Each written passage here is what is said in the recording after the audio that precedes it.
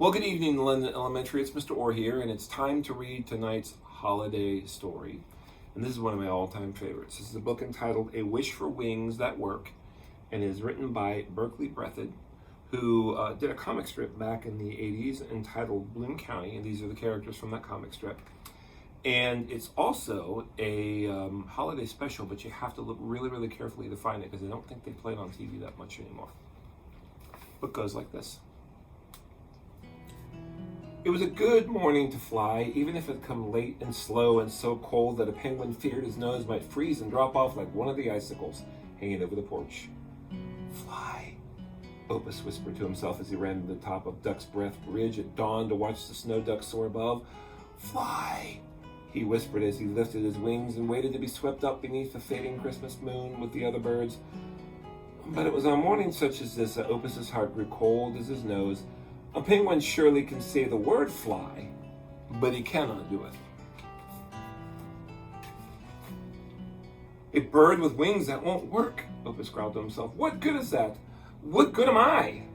I might as well have been born a snail or a slice of Melba toast. One day during lunch, he climbed to the statue in the park and offered to share his last pickle with the pigeons, but they just rolled their eyeballs around and moved away. It is not our pleasure, they sniffed, to share pickles with birds whose wings do not work.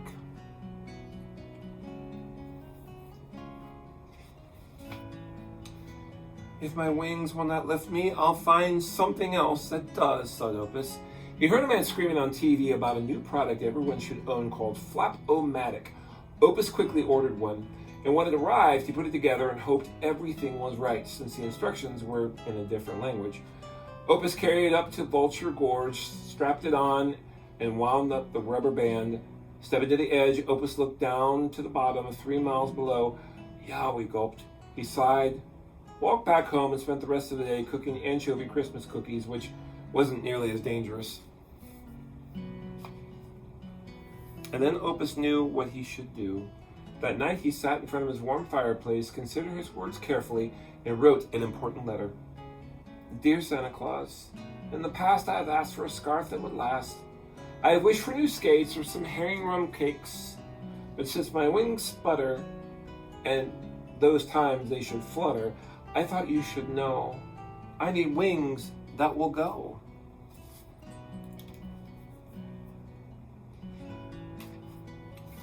After mailing his Christmas wish, Opus congratulated himself that a penguin could be so clever, and he immediately went up to Duck's Breath Ridge to practice takeoffs. Santa Claus will be bringing me new wings, announced Opus to a passing snow duck. I shall be flying on Christmas morning. Christmas Eve soon arrived, and after leaving a note of welcome to Santa Claus in the fireplace, the penguin, whose wings would not work, tucked himself into bed. He burrowed down deep in his thick quilt, curled his knees up to his chin, scratched his nose one last time, and as a flock of snow ducks drifted silently across the full Christmas moon, closed his eyes. Fly, Opus whispered to himself just before falling asleep. I'll be flying on Christmas morning. And then he was snoring. Look, there, above the hills, above the clouds, a soft glow, growing brighter, closer. What was it? It was much too early for the sun. Maybe it was a duck with a flashlight. Listen, sleigh bells ringing. Why, it was him. Of course. And with the thunder of hooves, Father Christmas himself burst through the midnight clouds. I thought that would be a fun sound effect, sorry. On over the countryside, Santa's sleigh swooped and glided and zoomed, and wait, there was a bump, a little thump. Probably just some bumpy air, or maybe not. Something was not right. A small piece of the harness had broken away. The reindeer flew on, but Santa's sleigh plummeted like a meteor toward the lake. Hello? Wake up! Emergency! A voice hollered. Who's jumping about on my bed? Asked Opus, rubbing the sleep from his eyes. A snow duck was holding the light over Opus and looking very upset. Catastrophe! Calamity! The duck hollered. A considerable setback. Please follow me. Opus sighed and guessed that the milkman had slipped and gotten his head stuck in the porch railing again. He crawled out of the bed and stumbled outside behind his midnight intruder. "There," said the snow ducks, and they pointed towards the dark lake. They lifted the little penguin so he could see better. Opus could just make out something, a lantern out on the water, a big man with a white beard standing on top of a sleigh that was teetering, rocking, and sinking. Opus gasped in horror. Down the snowy bank, Opus scampered, a flash of black and white as he hit the water.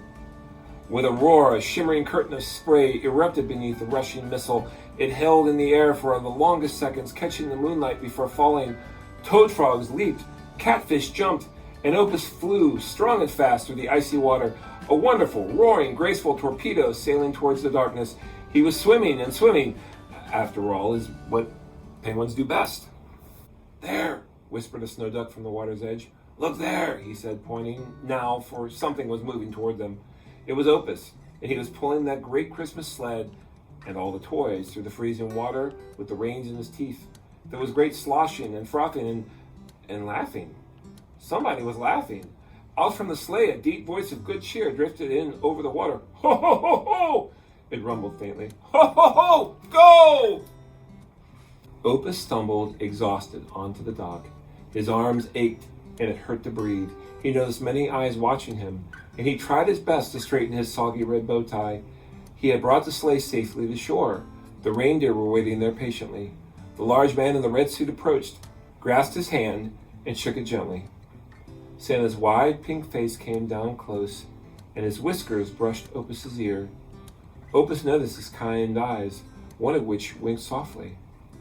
"I see no penguins here," Santa whispered, whose wings only sputtered. "Tonight it was the courage that flew yours beyond theirs." He whirled with a snap of a whip and hearty laugh. He and the sleigh sailed up towards the stars. Opus awoke Christmas morning and stumbled sleepily to the door, but he found something besides the morning paper outside. He rubbed his eyes in disbelief. There on his front porch and spreading out across his lawn and down the street were hundreds, maybe even thousands of smiling snow ducks, and each and every one of them wore a little bright red bow tie. Two of the ducks took hold of his arms and led him outside, where slowly at first and then faster they all began running and flapping their wings. "What's going on?" said Opus, but he already knew, for his feet weren't on the ground anymore. Over the street and above the houses, those ducks carried Opus until they were way, way above Duck's Breath Bridge. Down below, people looked up, for they could hear a voice somewhere above the clouds. It was a penguin whose wings didn't work, laughing because he surely was flying Christmas morning. And that is a wish for wings that work.